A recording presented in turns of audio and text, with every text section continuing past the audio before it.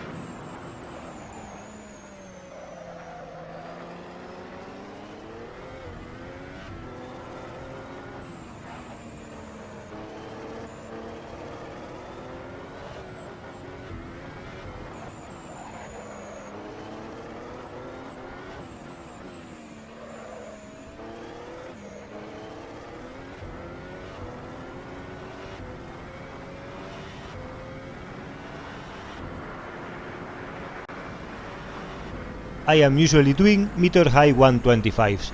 You could see the final sector was very rugged, as the tires started to overheat and I kept pushing like a lunatic. At this point, I usually have a look at leaderboards, but it's completely pointless this time. The rear wing problem is bad enough, but this is a popular car and world records are heavily contested. Hot lappers use ridiculous conditions like 10 degrees to increase grip and keep the super soft alive. At Barcelona, in normal weather conditions, that tire is useless. You saw how even the soft started to go away in Sector 3. I am 3 full seconds of the world record. If we look for the first time set in normal weather conditions, the gap is 1.3 seconds. That is sort of okay considering we are forced to use mid-downforce settings. Now, let's see the tune. I won't bother with the reasons behind the changes. They should eventually fix this car, and many parts of the tune will probably be useless then. Hope this comes in handy for you in the meanwhile.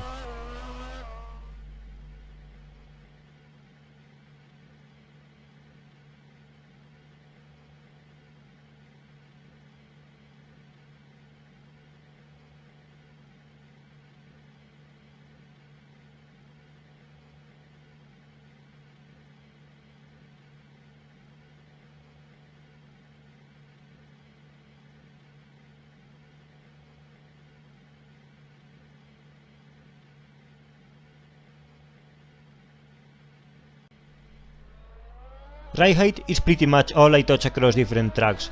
Sometimes running so soft and so low is just not going to work.